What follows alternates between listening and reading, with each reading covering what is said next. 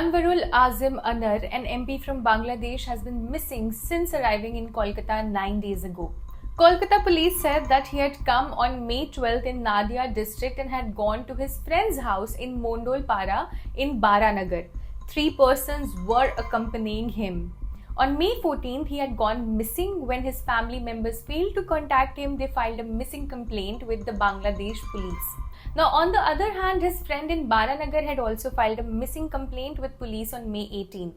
চিকিৎসার জন্য তিনি ভারতে গিয়েছিলেন। ভারতে যাওয়ার পরে আমরা 2 দিন পরে তার আর কোনো খোঁজ খবর পাইনি। এতে উদ্বিগ্ন হয়ে তার মেয়ে আমাদেরকে খোঁজ খবর জানালে আমাদের পুলিশ এই ঘটনাটি ইন্ডিয়ান পুলিশের সঙ্গে যোগাযোগ রাখছিলেন। আমরা আজকে সুনিশ্চিত হয়েছে সকালবেলায় ভারতীয় পুলিশ জানিয়েছেন যে তিনি খুন হয়েছেন।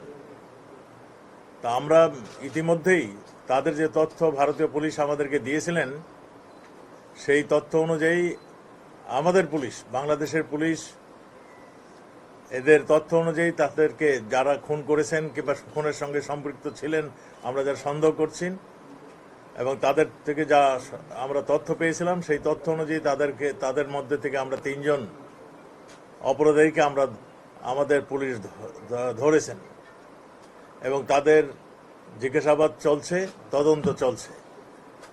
আপনারা জানেন ওই এলাকাটা একটা সন্ত্রাস কবল এলাকা, ওই ঝিনাইদহের এলাকাটা ওই সীমান্ত এলাকা।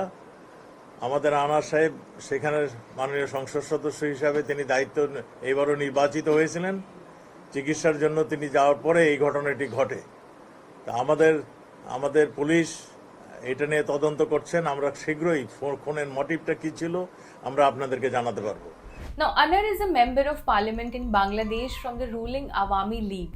He represents Janaida constituency and was first elected to parliament on January 5 in 2014.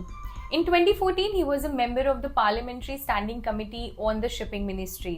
Anar was re-elected to the parliament in 2018 from the same constituency, receiving 2,26,396 votes. Meanwhile, his nearest rival, Mohammad Saiful Islam Feroz, received 9,506 votes.